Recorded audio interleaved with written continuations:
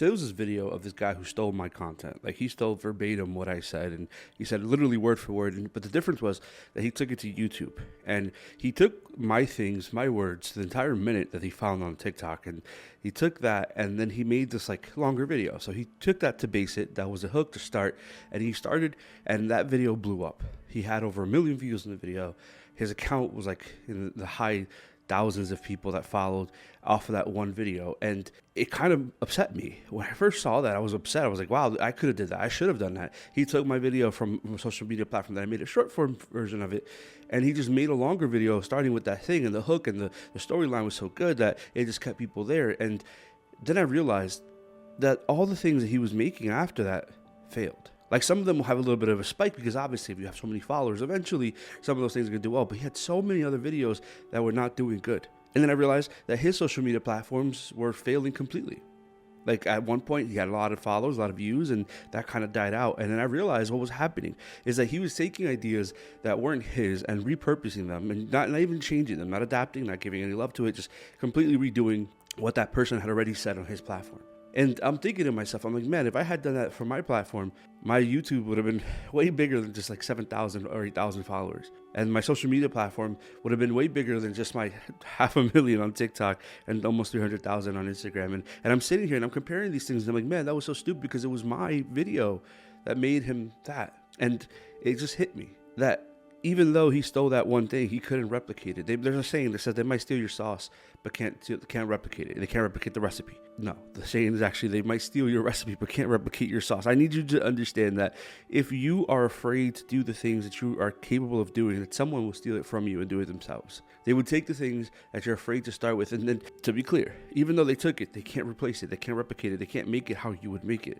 But a lot of people don't do anything because they think that it has to be polished and perfect. This video is probably not even going to be polished and perfect. And who knows if it'll do great? Who knows if it'll do numbers or it won't do numbers? But maybe one person needed to hear it, heard it. And if you stop yourself from doing the thing that you are capable of doing because you think it needs to look a certain way, you are going to make sure that the person that needed to hear that doesn't hear it. You could have been the tool. You could have been the thing that made someone else better. And by just creating, by just getting into this habit, this pattern of making new things, you allow yourself the space to just be good at it, to just perfect it because you're doing it so much. But so many people are afraid to start that they don't create anything, and it just sits there empty. They sit there with nothing, even though they have all the talent in the world. Too many of us are stuck in this routine, in this rut of not creating things. Yes, it feels like the markets are oversaturated for all the things we do, all the arts, all the gifts, and all the talents.